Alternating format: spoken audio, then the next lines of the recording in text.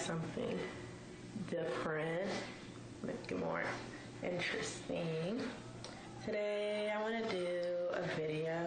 It's not about makeup. I know I wanted to take a little break, but it's gonna be about a topic about domestic abuse. I'm pretty sure everybody have heard of it, but when you've seen domestic abuse or you've been in a situation with domestic abuse, it's kind of scary and it leaves scars that will always be with you for the rest of your life. There is 2 forms of domestic abuse. There's physical, actually 3. Physical, mentally, and emotionally. And when a lot of people think of domestic abuse, they think of just punching, hitting, throwing bleach at someone, running over a car with someone, breaking a person's nose and blood. But there's actually more to domestic abuse than that. Domestic abuse is something that get hushed about. People in a domestic abuse relationship will either lie and say they are perfectly fine, that he does this, he's going to get over it, or they usually make up excuses for their abusers. And domestic abuse is something it happens outside of a boyfriend-girlfriend relationship. You can have a friendship, mom, dad, uncle, cousin, brother, best friend. It can be big outside of a boyfriend-girlfriend relationship. Like, a lot of people may not think, oh, well, your mom you can't be in a domestic relationship with your mom or your dad, but you actually can.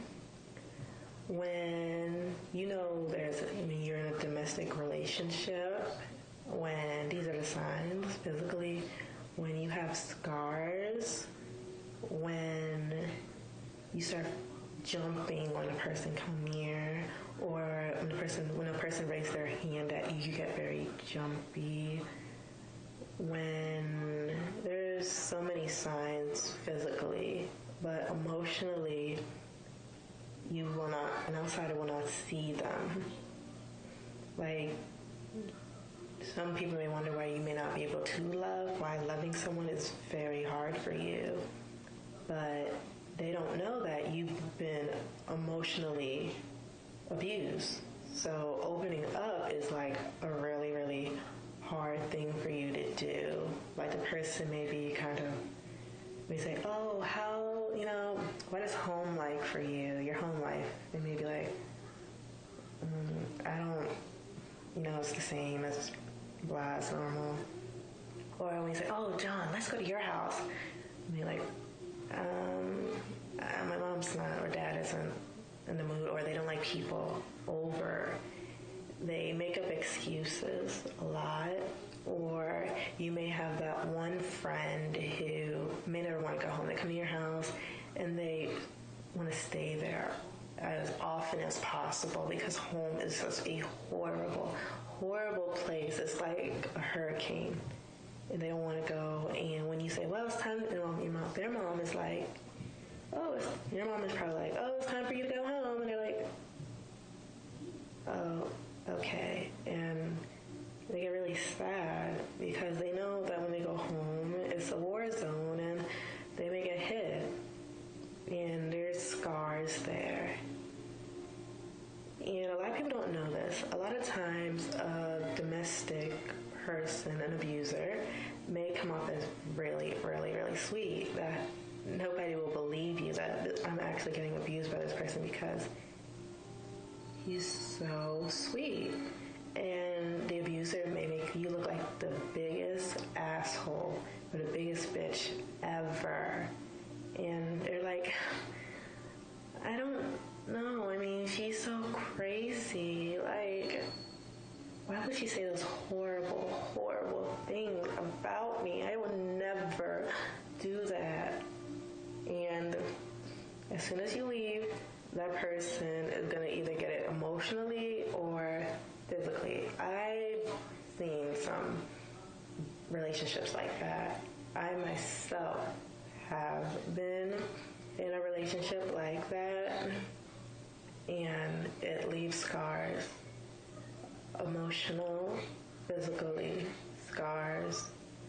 I remember when I was in 8th grade and I wouldn't eat something, and the person got really upset and they pushed me into the fridge, and I had this horrible scar from 8th grade to 9th grade. Just imagine walking around with a big brown scar in the middle of your forehead just because you didn't want to eat something. That's horrible. And it was the week before I went to spring ball. It was this dance, this big dance for the 8th graders, and it was horrible. And I have also locked myself into the restroom for 3 hours so the person wouldn't hit me, because I didn't do nothing wrong. They just had a horrible temper problem about something I did not do. And I had to lock myself into the restroom for 3 hours, and my restroom did not have a lock. So I was literally pushing all my weight on this door so they wouldn't come in and attack me for reasons I did not do. And when I heard a family member come in, I knew it was safe, and I let the door go, and the person acted like nothing happened. Didn't happen at all. They asked me. All they said after I came out the restroom was I hungry? And they fed me. I remember being locked outside with no coat the day before Thanksgiving. It was 23 degrees, and I got sick. And the person, when they finally let me back in, they made me sleep in the coldest room in the house. And I was already sick. And during Thanksgiving, it was horrible. After all the family members left, they took away the heater. They turned off the heat. And I had to miss a week of school because of that person. And they wouldn't give me no cough medicine either. And it was horrible. It was really, really horrible. I have those scars. Physically,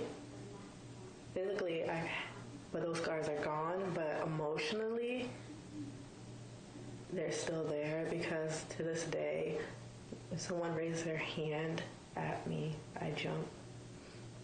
I jump really, really bad. Like, I flinch a lot, and I have flashbacks. And I also was in another relationship. Like, when you go into a domestic relationship, it's a pattern for some girls and males. It's a pattern. Also, I've been in a relationship where I was emotionally abused by this boy for, I would say, 2 years. He emotionally abused me. He called me Meg Griffin. He told me nobody would ever want me. I would just always be horrible stuff. And I allowed myself for him to treat me like that because I never really got good treatment. So, and being from that household, having that, it set me up for failure. So I believed everything he told me. And up to this day, even though he's not in my life no more, because I had got the courage to cut him loose. It took 3 years, but I got the courage to cut him loose. It takes a while, but everybody has their breaking point. And I reached mine with him.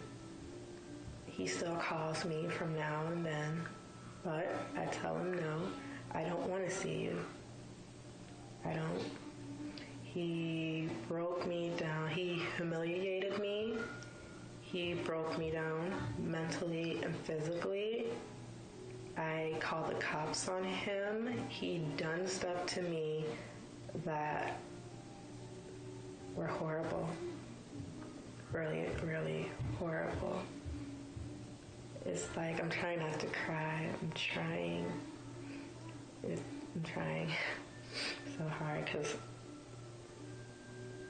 I also seen from the outside someone get abused too.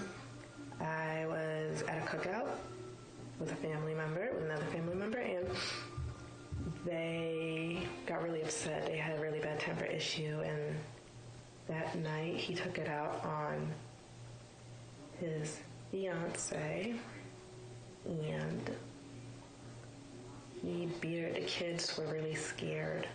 They were really, really scared.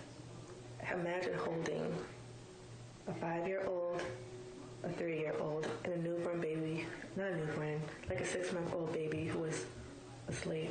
And these two children terrified out their mind when they see their mommy, blood running down their nose, blood running down her nose. It was horrible. And I was crying because I felt the children pain. And I also seen this woman when she was pregnant with the baby. The person attacked her and broke her ankle. And just imagine a pregnant woman on crutches for 6 weeks. And the person didn't even pick her up, and she had to walk back home on crutches. I seen that. I also been in a situation this weekend where I was talking to this guy, and he was a bit aggressive. He had some aggressive traits, and being down that road, I did not feel comfortable spending the night with him because being in those situations before is horrible because you're like, it was like you're scared. I was scared of him, but I wasn't at the same time. But I couldn't, so I left because he scared me. 85% of me was scared.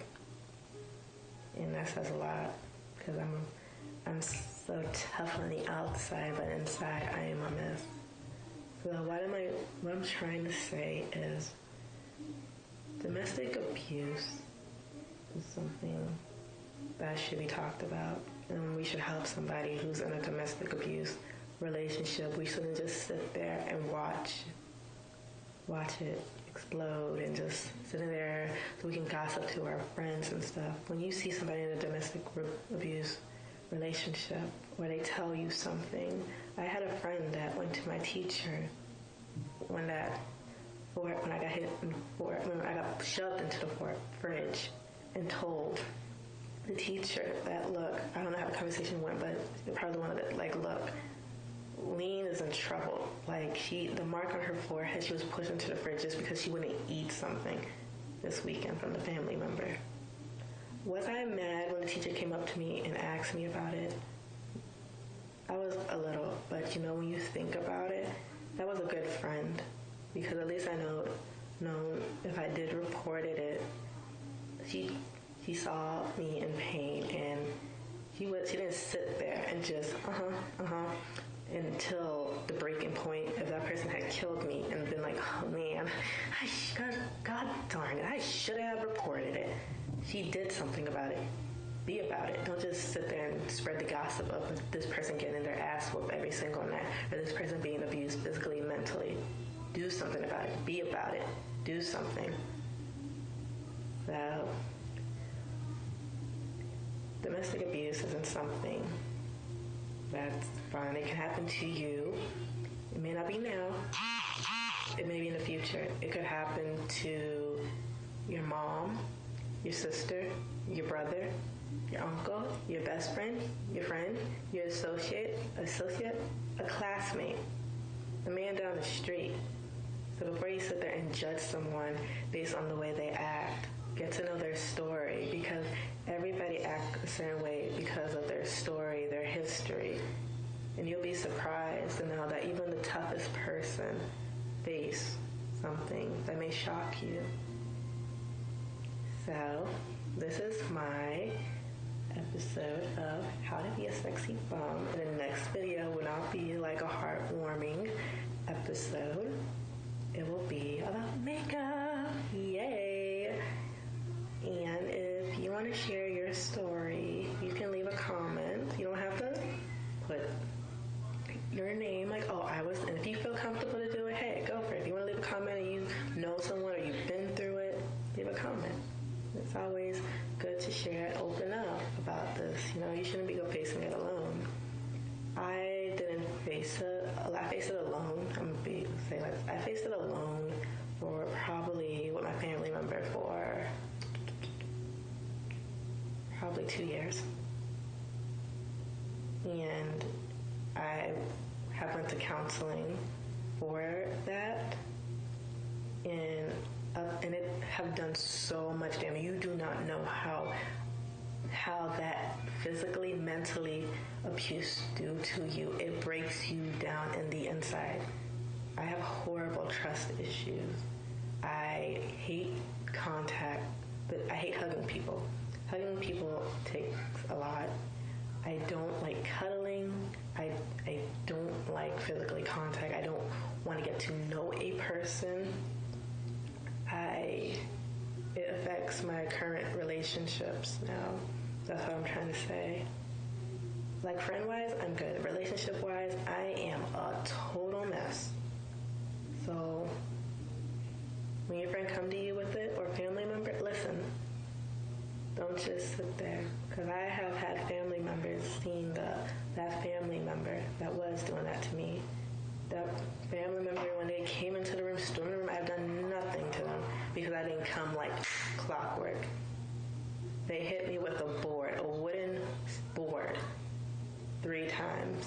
And with my family member that was there with me on the computer, they just watched like, oh my God. And that was the day that I learned when my cousin told me that I was in a physically abusive relationship. I never known that for years. And that when I was like 13, and now I'm 20. So I was in a relationship like that for like 3 years before I found out I was actually in it, and it continued. It didn't ease on up.